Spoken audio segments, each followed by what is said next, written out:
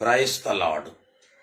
கிறிஸ்துவுக்குள் எனக்கு மிகவும் பிரியமானவர்களே, ஆண்டவர் இயேசுவின் நாமத்தினாலே உங்களுக்கு தெய்வீக சுகமும் இருதயத்திற்கு மிகுந்த ஆறுதலும் தெய்வீக சமாதானம் உண்டாவதாக என்று நான் உங்களை வாழ்த்துகிறேன். இன்றைக்கு வாழ்க்கையில பிரச்சனை இல்லாத மனுஷனே இல்லை. ஏதாவது ஒரு விதத்தில் பாடுகளை சுமந்து கொண்டுதான் வாழ்கிறார்கள். வசதி படைத்தவனுக்கும் ஏதோ ஒரு பிரச்சனை இருக்கத்தான் செய்து, ஏழைகளுக்கும் ஏதோ ஒரு பிரச்சனை இருக்கத்தான் செய்து, நடுத்தர வர்க்கத்தினருக்கும் ஏதோ ஒரு பிரச்சனை இருக்கிறது. வெளியில சொல்லிக் கொள்ளாமல் இருக்கிறார்கள், காட்டிக்கொள்ளாமல் இருக்கிறார்கள். பிரச்சனை இல்லாத மனுஷனை இல்லை. சில நேரங்கள்ல பிரச்சனைகள் வந்தபோது அந்த பிரச்சனைய எதிர்கொண்ட விதம் எப்படி, அதனால பிரச்சனைகளை அவர்களால சுலபமா எப்படி மேற்கொள்ள முடிந்தது என்பதை குறித்து அறிந்திருக்கிறது நல்லது. நான் விழுந்து விட்டேன், சுற்றுமுற்றும் பார்க்கிறேன், என்னை தூக்கிவிட யாரும் இல்லை என்பதினாலே நானாகவே எழும்புவதற்கு முயற்சிக்கிறேன். அது என்னுடைய புத்திசாலித்தனம். நான் விழுந்து கிடந்தா அப்படியே கிடக்கிறது என்னிடத்துல ஞான குறைவு அல்லது நான் ஒரு சோம்பேறி, அப்படித்தான் சொல்ல வேண்டும். பழைய ஏற்பாட்டிலானாலும் புதிய ஏற்பாட்டிலானாலும் சில பரிசுத்தவான்கள் மரணத்தின் பள்ளத்தாக்குகளை கடந்து சென்றார்கள். கொடிய இருளுக்குள்ளே சிக்கி தவித்தார்கள். அதுல எல்லாம் வெளியிலிருந்து சப்போர்ட் வந்து, வெளியிலிருந்து சிலர் ஆதரவு கொடுத்து அப்படி எதுவும் பிரச்சனையிலிருந்து விடுதலை ஆகவில்லை. அவர்களாகவே பிரியமானவர்களே பிரச்சனையிலிருந்து, சில கொடிய இருளிலிருந்து, மரணத்தின் கண்ணியிலிருந்து விடுதலையாகி வந்தார்கள். நம்ம எல்லாருக்கும் தெரிஞ்ச ஒரு சம்பவம் தான், எசேக்கியா ராஜா மரண படுக்கையில் கிடந்தான். ஆனா அவன் எப்ப மரிப்பான் அது அவனுக்கு தெரியாது. ஆனா சரீரத்தில் ஒரு கொடிய வியாதி, அதனால மரித்து போவது நிச்சயம் என்று மட்டும் அவன் அறிந்திருந்தான். இந்த நேரத்துல பார்த்து ஆண்டவரே ஒரு ஆளை அனுப்புகிறான், எசாயா தீர்க்கதரிசி.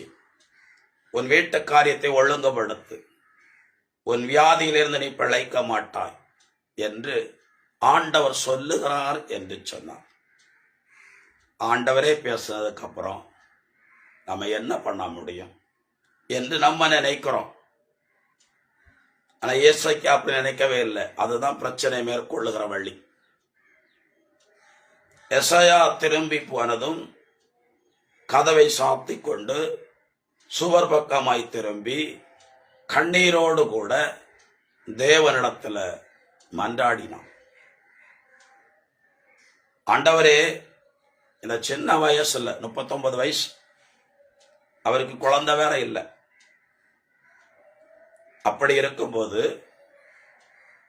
அவன் ஆண்டவரிடத்தில் ஜெபிக்கிறான், உருக்கமாய் ஜெபிக்கிறான். வேதத்துல இப்படி எழுதப்பட்டிருக்கிறது. யாக்கோபு 5ஆம் அதிகாரத்துல 15-16 வசனங்களில், எலியா நம்மை போல சாதாரண எளிய பாடுள்ள மனிதன், ஆனால் அவன் ஆண்டவரிடத்துல உருக்கமாய் ஜெபித்தானாம். வானம் 3.5 வருடம் அடைத்திருந்தது. மறுபடியும் அவன் உருக்கமாய் ஜெபித்தான். வானம் திறந்தது, மழை பெய்தது, பூமி நனைந்தது. அப்ப எதிர்மறையான ஒரு சூழ்நிலை நமக்கு ஏற்பட்டிருக்கும் போது, அல்லது தேவனாலே நமக்கு சில காரியங்கள் அறிவிக்கப்படும் போது, தேவனிடத்துல முறையிடுவதற்கு நமக்கு வாய்ப்புகள் ஏற்படுத்திக் கொள்ள வேண்டும். தேவனிடத்துல ஜெபிப்பதற்கு நம்முடைய இருதயத்தை திருப்ப வேண்டும். அந்த நேரம் நம்ம சோர்ந்து போய், ஐயோ இப்படி ஆண்டவர் சொல்லிட்டாரு, நான் இனி யாரிடத்தில் போவேன், நான் எப்படி ஆண்டவரிடத்துல மன்றாடுவேன், அல்லது நான் யாரிடத்துல போய் இந்த பிரச்சனையிலிருந்து எனக்கு ஒரு விடுதலை எப்படி கிடைக்கும் என்று கேட்பேன். இப்படிலாம் யோசிக்க வேண்டியதில்லை. சிம்பிளா சிலர் எல்லாம் பெரிய காரியங்கள்ல இருந்து விடுதலையாகி வந்திருக்கிறாங்க, பெரிய தீமையில இருந்தெல்லாம் விடுதலையாகி வந்திருக்கிறார்கள், பெரிய இழப்பு நஷ்டத்திலிருந்து மீண்டு வந்திருக்கிறார்கள். வெளியிலிருந்து யாரும் சொன்ன ஆலோசனை கேட்டால, அவங்களா தங்க பிரச்சனை தீர்த்து கொள்ள வழிகளை உருவாக்கி கொண்டார்கள், தேடிக்கொண்டார்கள். எசேக்கியாவுக்கு யாரும் சொல்லிக் கொடுக்கவே இல்லை. வந்தவர் சொல்லி கொண்டு போய்விட்டார். ஆனா அவரு எசேக்கியா ராஜாவின் அரண்மனை முற்றத்தை கடக்கிறதுக்குள்ளால எசேக்கியா ராஜாவோட ஜெபம் கேட்கப்பட்டதா. எசாயா தீர்க்கதரிசி இடத்தில் ஆண்டவர் மறுபடியும் சொல்லுகிறார், நீ எசேக்கியாவை போய் பார், அவனிடத்துல சொல்லு, உன் விண்ணப்பத்தை கேட்டேன், உன் கண்ணீரை கண்டேன், 15 ஆண்டுகள் இன்னும் நீ நலமாயிருக்கும்படி நான் உன்னை ஆசீர்வதிப்பேன் என்று சொல்லி எசாயா 38:5 எழுதப்பட்டிருக்கிற வார்த்தையின் பிரகாரம் ஆண்டவர் எசாயாவோடு பேசினார். எசாயா மறுபடியும் வந்து, எசேக்கியா, கர்த்தருடைய ஜெபத்தை கேட்டார், உன் விண்ணப்பத்தை கேட்டார், நீ விட்ட கண்ணீரையும் கண்டான். ஆகவே 15 ஆண்டுகளை அவர் உனக்கு சேர்த்து கொடுக்கிறார் என்று சொன்னார். பாருங்க, சிக்கலான ஒரு சூழ்நிலை. அந்த சிக்கலான சூழ்நிலைய எசேக்கியா எதிர்கொண்ட விதம், இதைத்தான் நீங்களும் நானும் படிக்க வேண்டும். வாழ்ந்தது போதும் என்று வல்லமையான தீர்க்கதரிசிகள் தேவனிடத்தில் ஜெபித்தார்கள். அதுல முதல் ஆளு மோசே, 2வது ஆளு எலியா, 3வது ஆளு யோனா. இதன் நடுவில் யோபுவும் சில நேரங்கள்ல அங்கலாய்த்து கொண்டார். ஆனா அவங்க சரித்திரத்தை வாசித்து பாருங்க, அதற்கு பிறகும் அவர்கள் சுகமாய் வாழ்ந்திருக்கிறார்கள், ஊழியத்தை திரும்பவும் வல்லமையாய் செய்திருக்கிறார்கள், இழந்த நன்மைகளை பெற்றிருக்கிறார்கள். இந்த நாட்கள்ல வாழ்க்கையில் உள்ள சிக்கல்களை மேற்கொள்ள என்ன வழிகளை பரிசுத்தவான்கள் கை கொண்டார்கள், கடைபிடித்தார்கள் என்பதை வேதத்தின் வழியை நாம் அறிந்து அதை நாமும் செயல்படுத்த வேண்டும். யோபுடைய வாழ்க்கையில் நடந்த சம்பவங்கள் ஒரு கற்பனை கதை அல்ல, அவர் வாழ்ந்த காலத்தில் நடந்த ஒரு சம்பவம். அவருடைய காலம், யோபு என்கிற மனுஷன் ஒரு காலத்தில் வாழ்ந்திருக்கிறான். அவருடைய வாழ்க்கையில் ஏற்பட்ட இழப்புகள் தான் இது. அதை நம்ம ஒரு கற்பனை கதையா நினைச்சு கடந்து போவதற்கல்ல. இப்படியெல்லாம் உபத்திரவப்பட்ட மனுஷனுக்கு, இப்படியெல்லாம் பெரிய பெரிய இழப்புகளை சந்தித்த மனுஷனுக்கு ஆண்டவர் மறுபடியும் நல்ல காலங்களை கொடுத்திருக்கிறாரே, வசதியான காலங்களை கொடுத்திருக்கிறாரே, இழந்தவைகளை எல்லாம் என்று திரும்ப கொடுத்திருக்கிறாரே என்று நீ ஆண்டவரை விசுவாசித்து நீயும் நம்பிக்கை இழக்காம தேவனிடத்திலே மன்றாடுவதற்காகத்தான் அந்த சம்பவம் எழுதப்பட்டிருக்கிறது. 42 அதிகாரங்கள் எழுதப்பட்டிருக்கிறது.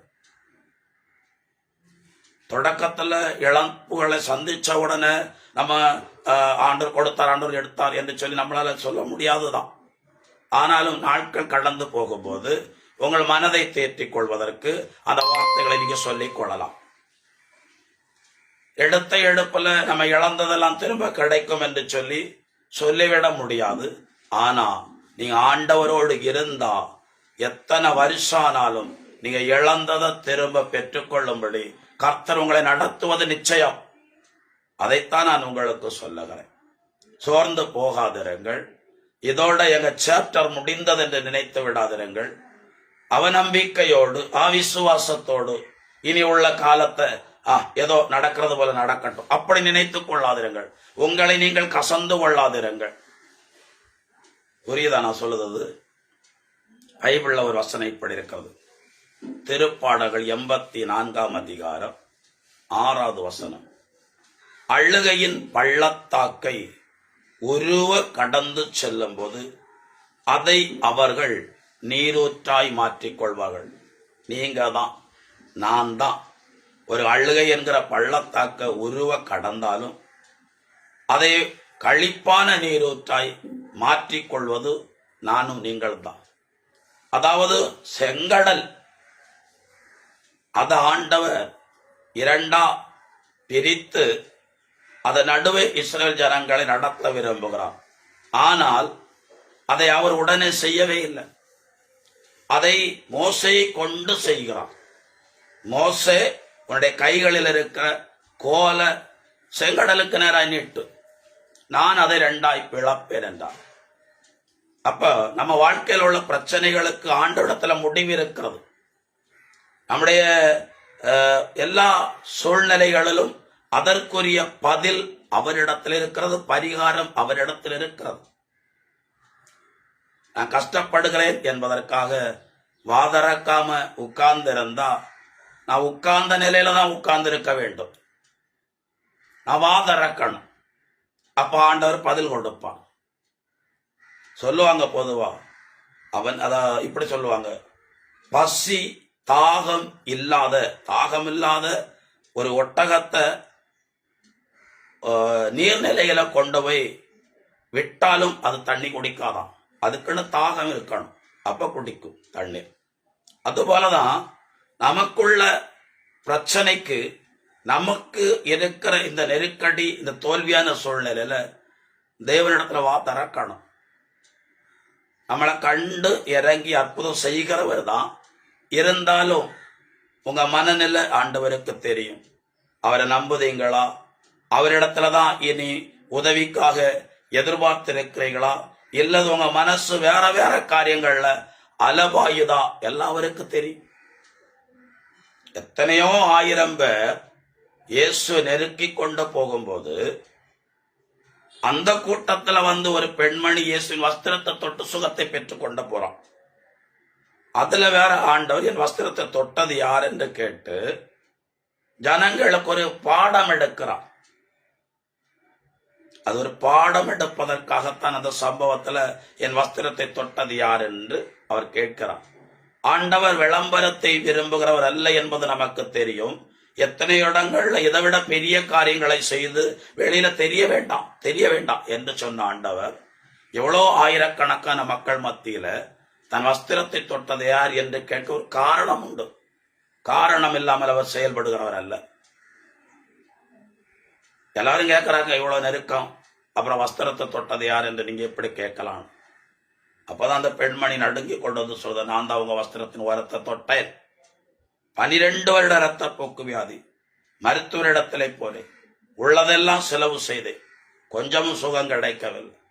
அதுக்கு பிறகுதான் நான் என்னுடைய இருதயத்தில் இப்படி நினைத்துக் கொண்டேன், ஆண்டு வஸ்திரத்தின் ஓரத்தை தொட்ட சுகம் கிடைக்கும். நான் அந்த பிரகாரம், நான் நினைச்ச பிரகாரம் உங்க வஸ்திரத்தை தொட்ட எனக்கு சுகம் கிடைத்தது. யாரும் கொண்டு வரவில்லை, யாரும் கட்டாயப்படுத்தவில்லை, யாரும் அவளுக்கு அறிவுறுத்தவில்லை. இயேசு என்கிறவர் இருக்கிறார், அது வஸ்திரத்தை தொட்டா போதும் சுகம் கிடை, யாரும் சொல்லிக் கொடுக்கவில்லை. அவங்களா உருவாக்கி கொண்டார்கள். இயேசு வஸ்திரத்தை தொட்டா சுகம் கிடைக்கும் என்று விசுவாசித்து அதை தன்னுடைய கிரியில வெளிப்படுத்தினார்கள். அற்புதத்தை பெற்றுக் கொண்டாங்க. அவங்க பிரச்சனையிலிருந்து விடுதலை ஆவதற்கு அவங்க தான் காரணம். உங்க பிரச்சனையிலிருந்து விடுதலையாக நீங்க தான் பிரயாசப்படணும், நீங்க தான் எழும்பணும், நீங்க தான் எசேக்கியா ராஜாவை போல விண்ணப்பம் பண்ணணும். அப்படி செய்யும் போது அற்புதம் நடக்கும், உங்க சூழ்நிலைகள் மாறும். ஒப்பு கொடுக்கலாமா? எங்களை நேசிக்கிற எங்கள் அன்பின் பரலோக பிதாவே, இந்த வார்த்தைகளை கேட்கிறவர்களுக்குள்ள உன் மேல இன்னும் அதிகமான விசுவாசம் பெருகவும், இருக்கிற இந்த நிலையிலிருந்து எழும்பி தேவனிடத்துல, ஆண்டவரிடத்துல எதிர்பார்ப்போடு ஜெபிக்க தைரியம் கொள்ளும்படி ஒப்புக்கொடுக்கிறேன். இழந்தவைகள் எங்களால ஈடுகட்ட முடியாதவைகள் தான், ஆனால் ஆண்டவருக்கு எல்லாமே லேசான காரியம். ஆண்டவர் செய்ய நினைக்கிற ஒன்றும் தடைபடாது என்று எழுதப்பட்டிருக்கிறது. எங்கள் வாழ்க்கையில இனி நீங்க என்ன நன்மைகளை அனுமதிக்கிறீங்களோ அதை தடையில்லாதபடி அனுமதிக்கும்படி ஜெபிக்கிறேன். இவர்களையும் சந்ததிகளையும் பொறுப்படுத்திக் கொள்ளும். உங்க பரிசுத்தமான கரத்தில் ஒப்புக் கொடுக்கிறேன். இயேசு கிறிஸ்துவின் பேரால் ஜெபிக்கிறேன் பிதாவே, ஆமென். God bless you. உங்களுக்கு சமாதானம்.